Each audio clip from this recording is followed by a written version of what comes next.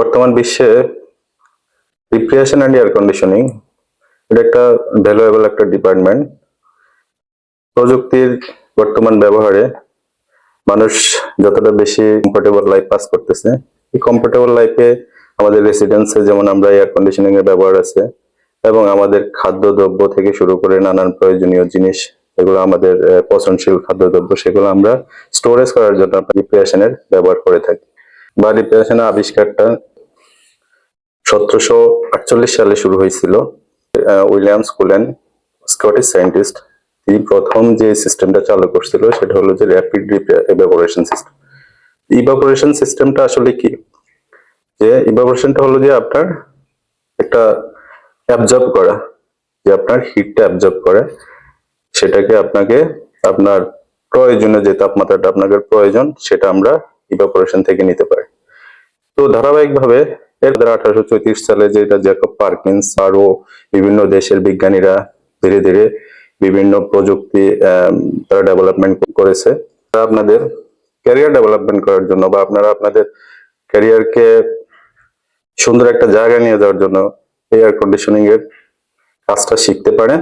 যখন আপনি রিপ্রেশনের কাজ শিখবেন তখন আপনি দুইটা পার্ট শেখার আপনাকে সুযোগ হবে। সেটা হলো একটা ইলেকট্রিক্যাল পার্ট শিখতে পারবেন, একটা হলো মেকানিক্যাল পার্ট শিখতে পারবেন। তো দুইটা পার্ট যখন আপনি শিখবেন তখন আপনি আপনার এই জ্ঞান দিয়ে আপনি আরো অনেকগুলো কাজ, আনুষঙ্গিক অনেকগুলো কাজ আপনি কিন্তু আপনার ক্যারিয়ার ইন করাইতে পারবেন।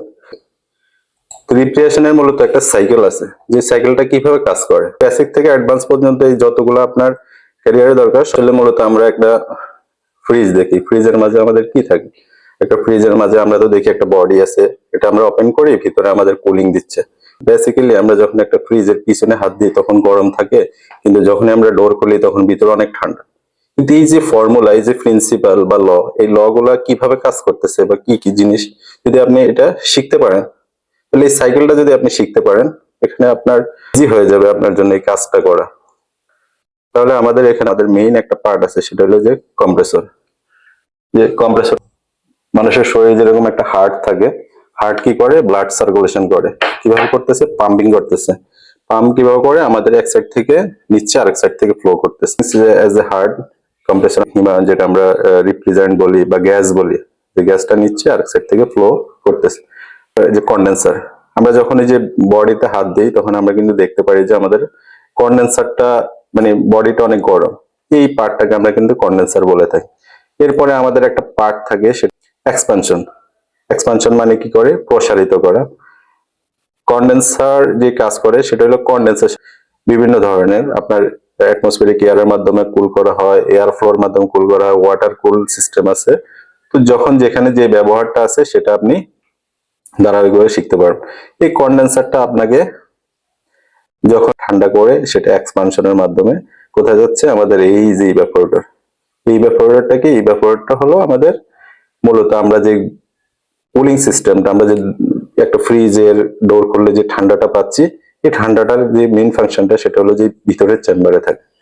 এটা এয়ার কন্ডিশনিং এ যখন আমরা একটা ইনডোর একটা স্প্লিট এসির একটা ইনডোর যখন আমরা ওয়ালে লাগাই, সেটা হলো মূলত ইভাপোরেটর।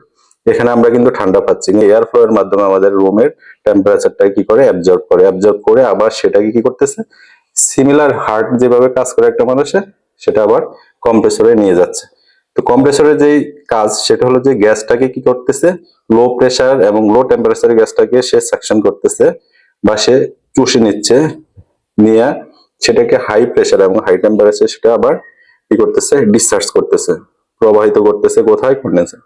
তো বেসিক্যালি আমাদের যে রিফ্রিজারেশন, এই রিফ্রিজারেশনে যদি আপনি মূলত এই সাইকেলটা শিখতে পারেন, এই সাইকেলের মাঝে দুইটা পার্ট কাজ করবে। একটা পার্ট হলো আমরা এই সাইকেলটা শুধু মেকানিক্যাল পার্ট বললাম, এরপরে আমরা এখানে সিস্টেমেটিক্যালি যখন আমরা কত তাপমাত্রা চাচ্ছি, টেম্পারেচার আমাদের কি রিকোয়ারমেন্ট, আমাদের কতটুকু প্রয়োজন, যেমন আমরা দুইটা তাপমাত্রা পাই। একটা হলো যে উপরের চেম্বারে আমরা কিন্তু ফ্রোজেন টেম্পারেচার পাচ্ছি, সেটা হলো -18+। আবার নিচের টেম্পারেচার কিন্তু আমাদের খাদ্যগুলো জমায় না, সেটা কি করে? একটা নর্মাল তাপমাত্রার ভিতরে রাখে, যেটা হলো আমরা 0 থেকে 5 ডিগ্রি সেলসিয়াসের মধ্যে থাকে। তাহলে আপনি সেখানে কি করতে পারেন? সেখানে আপনি সবজি, ফ্রুটস বা আপনার প্রয়োজনীয় যেগুলো পচনশীল খাদ্যদ্রব্য সেগুলো আমরা স্টোরেজ করে রাখি। আর উপরের চেম্বারটাতে আমরা কি করি? মিট আহ, বা ব্যাকটেরিয়া জনিত যেসবগুলা অল্প সময় পচে যায় সেগুলো আমরা কি করি, জমাট বাঁধানোর জন্য আমরা ফ্রোজেন চেম্বারে।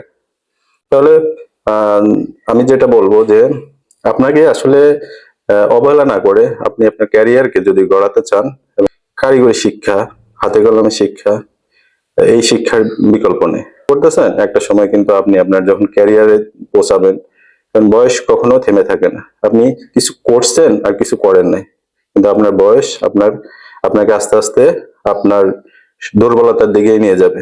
আপনার এখন যে শক্তি, সামর্থ্য এবং মেধাবুদ্ধি আছে, সেটা যদি আপনি অল্প সময়ে কাজে লাগাইতে পারেন, অল্প বয়সে কাজে লাগান, অল্প বয়সে আপনার জীবনটা গেইন করতে পারবেন, রিচ করতে পারবেন, একটা ভালো একটা জায়গায়, একটা ডেস্টিনেশনে পৌঁছাতে পারবেন। তো এই জিনিসগুলো আপনাকে অবহেলা না করে সচেতনার সাথে একটু মন দিয়ে কিছু সময় হলেও আপনি এইসব কাজগুলোতে সময় দেন, কাজে লাগবে। আশা করি ভালো থাকবেন। আজকে আসলে এই বিষয় নিয়ে কথা বললাম। এরপরে আমাদের পরবর্তী ক্লাস ধারাবাহিকভাবে চলতে থাকবে, যেখানে আমরা আসলে রিপ্লেসমেন্ট সাইকেলের কি, এগুলোর সংজ্ঞা কি, কিভাবে কাজ করবে, এগুলো কিভাবে কিভাবে কাজ করে ধারাবাহিকভাবে, ইভেন আমি প্র্যাকটিক্যালিও যতটুকু আমার এখানে আছে সেগুলো আপনাদেরকে দেখাবো। এরপরে আপনাদের আরো প্র্যাকটিক্যালি দেওয়ার জন্য, একদম হাতে কাজ দেওয়ার জন্য একটা কোর্স বা এবং একটা প্রক্রিয়া ইনশাল্লাহ চালু করব। আশা করি আমার সাথে থাকবেন, ভালো থাকবেন এবং আমার পেজটা ফলো দিয়ে রাখবেন।